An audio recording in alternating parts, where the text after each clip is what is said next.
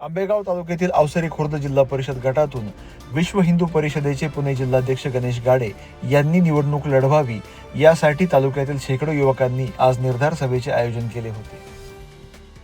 यावेळी आंबेगाव तालुक्यातील शेकडो युवकांनी या निर्धार सभेला हजेरी लावत गणेश गाडे यांना निवडणूक लढण्यासाठी आग्रह केला। यावेळी भाजपचे माजी जिल्हाध्यक्ष संजय थोरात यांनी देखील गणेश गाडे यांना आपला पाठिंबा राहील असं म्हटलंय। आज या ठिकाणी आपण सर्व खऱ्या अर्थानं कुठलाही राजकीय विषय नाही, हेतू राजकीय आहे, पण आजचा विषय हिंदुत्व आहे। धर्म कार्यासाठी आपण एकत्रित आलोय। या धर्म कार्याची जबाबदारी, त्याचं नेतृत्व आपण गणेश भाऊंच्या रूपानं या ठिकाणी पाहतोय। हे इलेक्शन होऊन याच्याकडे आपल्याला पाहायचंच नाही। ही इलेक्शन जो होता, खऱ्या अर्थानं हिंदुत्व काय, हिंदुत्वासाठी लढायचंय, इथं त्याग करण्यासाठी यायचं, इथं देण्यासाठी यायचं, इथं मागण्यासाठी काहीच यायचं नाहीये। हे सगळं जर आपली तयारी आहे, मग तो जो हिंदुत्वादी कार्यकर्ता असतो तो त्याग केलेला असतो। आपण जी आपली संस्कृती आहे, हिंदू संस्कृती ही त्यागाची आहे, जी देण्याची आहे। सगळी पाश्चिमात्य संस्कृती ही भोगाची आहे। जे त्यागामध्ये जे मिळतं ते सर्वश्रेष्ठ असतं। भोगेला समजणारे आहेत, त्या काय आनंद देणार आहे, आणि त्या संस्कृतीसाठी आपण करतोय। आपलं जे हिंदुत्व टिकवायचं असेल तर आपल्याला खऱ्या अर्थानं सत्तेचाही सहभाग लागतो। हिंदुत्व जे आहे, हिंदुत्व सत्तेमध्ये पण सहभागी झालं पाहिजे। त्याचं ज्वलंत उदाहरण पाहतो आपण। त्यावेळेला मोदीजी पंतप्रधान झाले, त्यानंतर खऱ्या अर्थानं राम जन्मभूमी असेल, बाकीचे प्रश्न असतील, किंवा योगीजी ज्यावेळेला मुख्यमंत्री झाले त्यांनी कितीतरी त्याग केला। आपण पाहिले की कॉलेज झाल्यानंतर योगींचा जो त्याग आहे, संसदेमध्ये रंगलेला आपण पाहिलेला आहे। जे इतकी भयानक परिस्थिती होती तरी ते हटले नाही। वय कमी होतं, भाषण करणाऱ्यांना जे त्यांच्यावरती खोटे गुन्हे दाखल केले होते त्यांना जेलमध्ये टाकण्याची तयारी केली, टाकलं होतं। एक खासदार असून त्यांच्यावरती इतका अन्याय झाला होता, जी ही अत्यंत वाईट परिस्थिती होती।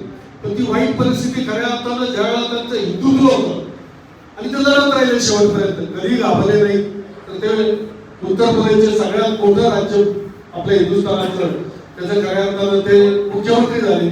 मुख्यमंत्री झाल्यानंतर त्यांनी फक्त हिंदुत्वाबद्दलच नाही तर उत्तर प्रदेशची जी परिस्थिती बदलली, ज्याला यूपी म्हणायचे त्याला उपयोगी म्हणून बोलायला संबोधायला लागले खऱ्या अर्थानं।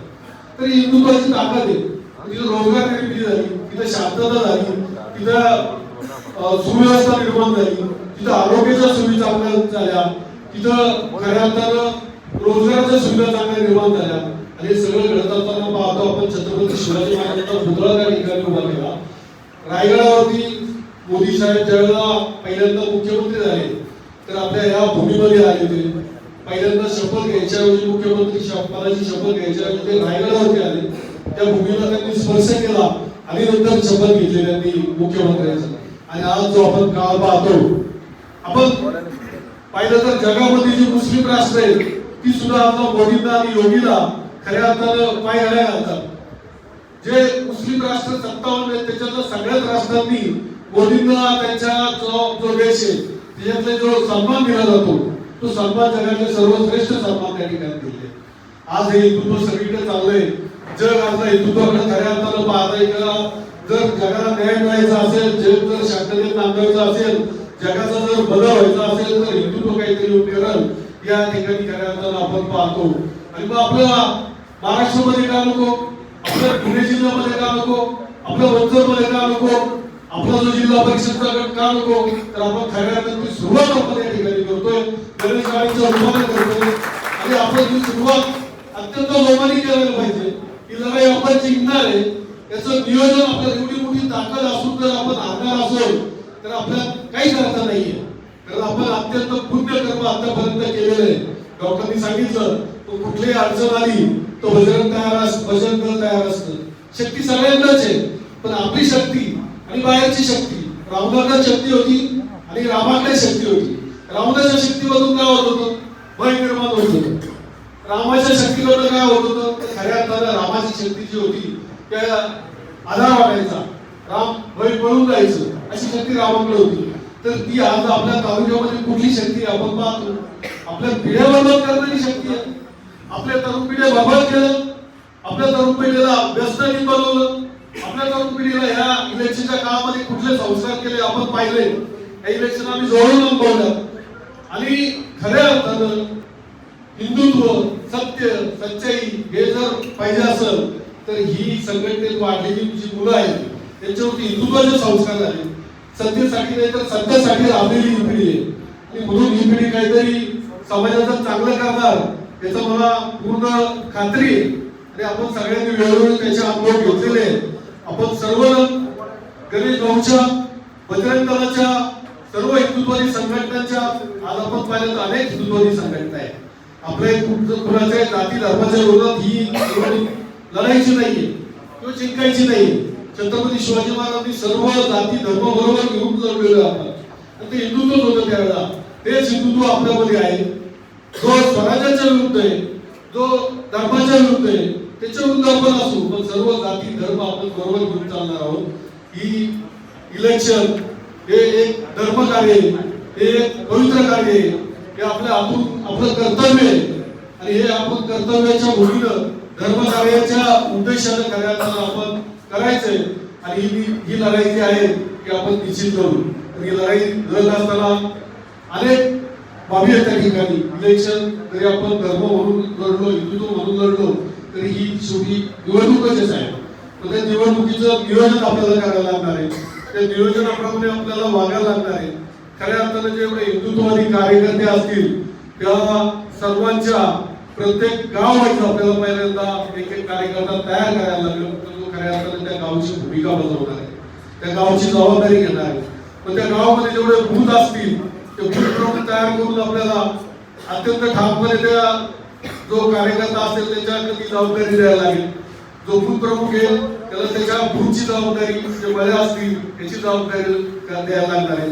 अत्यंत मायक्रो प्लॅनिंग करायला लागणार आहे, अत्यंत त्याग करायला लागणार आहे. आपल्याला कुठली गाडी भाड्याला घ्यायला लागणार नाही याची आपण तयारी करायला लागणार आहे.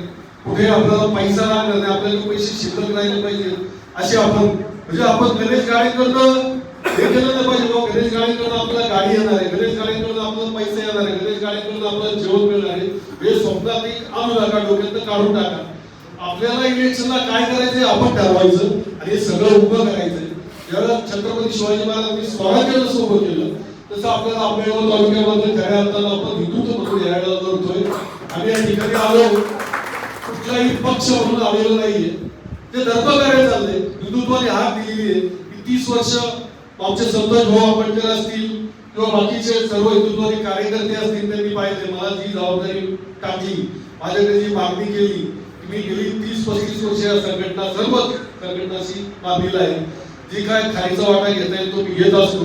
आणि या इलेक्शन मध्ये तुम्ही सगळे मिळून जी जबाबदारी माझ्यावर टाका, कोणती टाका, ती जबाबदारी मी पूर्ण पार पाडणार. आणि ही इलेक्शन कुठल्या परिस्थितीमध्ये आपल्याला जिंकायचीच आहे हे मी आपल्या सर्वांच्या वतीनं गणेश गाडे साहेबांनाही एक आशीर्वाद देतो. आपल्या सर्वांच्या वतीने हे हिंदुत्व निश्चित या ठिकाणी विजय होणार आहे. श्री रामाचे आशीर्वाद आपल्याला आहे, छत्रपती शिवाजी महाराजांचे आशीर्वाद आपल्याला आहे. आपण एक चांगलं पवित्र कार्य करण्यासाठी चाललेलो आहे. आपल्याला मध्ये याच्यामध्ये कुठे आपल्याला हे करायचं नाही किंवा मी निवडून आल्यानंतर मी काय भ्रष्टाचार करणार आहे, मला तिथे जाऊन हे करायचे. खऱ्या अर्थानं आपल्याला ते एक चांगलं स्वराज्य छत्रपतींनी मिळवून दिलंय. ते सुराज्य कसं करता येईल आपल्याला, एक नीटनेटकेपणा कसा आणता येईल त्याच्यात. माझा शेतकरी, विद्यार्थी, कष्टकरी, मजूर, कामगार, शाळकरी या छोट्या छोट्या समस्यांच्या कशा मदत करता येतील. म्हणून आपण सत्तेमध्ये गणेश गाड्यांच्या रूपानं या गटामधनं आपण गणेश गाड्यांना पाठवून फार उशीर झालेला आहे. बोलण्यासारखं खूप आहे पण आपण फार न बोलता आपण चांगलं नियोजन करू. तुमचे सगळे जर एवढे तरुण असले की जी इलेक्शन जिंकण्यापुरतं मला वाटतंय खूप काही आपल्याकडे आहे आणि ही इलेक्शन आपण निश्चित जिंकू अशा मी सांगतो आणि थांबतो. जय श्रीराम.